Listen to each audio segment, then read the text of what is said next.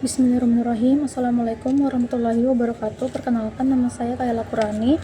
NIM 25020210023 akan meresum buku Fikih Muamalah. Judulnya Fikih Muamalah, penulis Amirullah, tahun terbit tahun 2022. Yang pertama ada bab 1, pendahuluan, definisi fikih muamalah. Fikih muamalah membahas hukum hubungan manusia dengan manusia dalam ekonomi dan sosial. Ruang lingkup fikih muamalah mencakup akad, hak dan kewajiban, kepemilikan harta, jual beli, sewa menyewa, kerjasama usaha, pinjam meminjam, wakaf, zakat, sedekah, serta larangan transaksi yang merugikan pihak lain. Yang ketiga ada akad. Akad adalah ikatan atau perjanjian yang dilakukan dua pihak atau lebih yang menimbulkan akibat hukum. Selanjutnya ada rukun akad. Rukun akad itu ada 4. Yang pertama akid, maqud alaih, tujuan akad, ijab, dan qabul. Yang keempat ada hak. Hak adalah kekuasaan atau kewenangan yang diberikan syariat kepada seseorang. Jenis hak ada 3, hak Allah, hak manusia, hak bersama antara hak Allah dan manusia. Yang kelima ada harta. Harta merupakan segala sesuatu yang bernilai dan dapat dimiliki serta dimanfaatkan secara syar'i.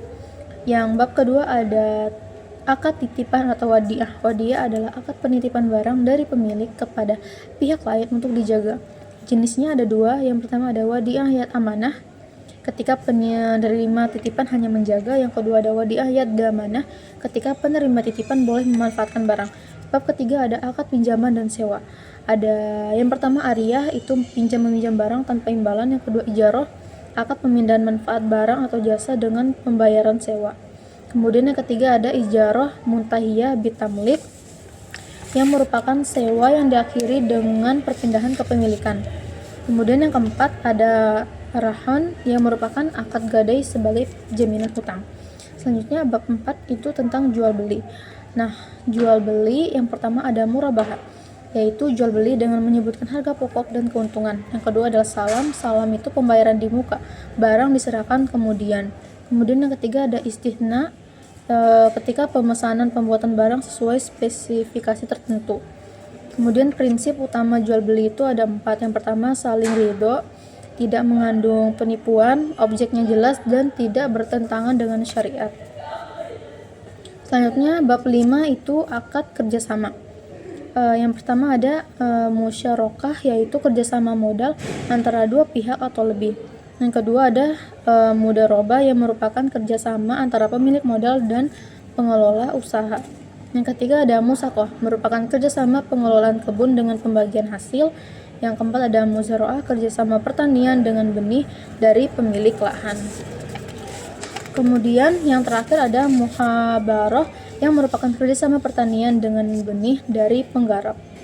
Selanjutnya ada bab 6, yaitu akad pengalihan. Yang pertama ada hiwalah. Hiwalah yaitu pemindahan utang dari satu pihak ke pihak lain.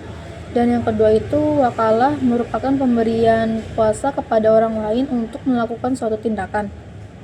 Kemudian yang ketiga ada kafalah, yang merupakan penjaminan atau penanggungan kewajiban pihak lain.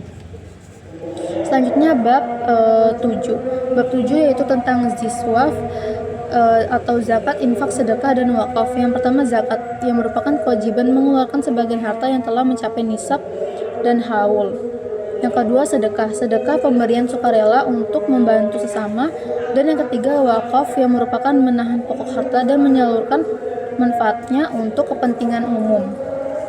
Dan yang terakhir ada bab 8. Bab 8 yaitu transaksi yang dilarang dalam Islam. Yang pertama ada riba. Riba yaitu tambahan yang diambil secara tidak sah dalam transaksi utang piutang atau jual beli. Yang kedua maisir, merupakan segala bentuk perjudian dan spekulasi yang mengandung untung-untungan. Kemudian yang terakhir, ketiga itu ada goror, ketidakjelasan atau ketidakpastian dalam akad yang dapat merugikan salah satu pihak.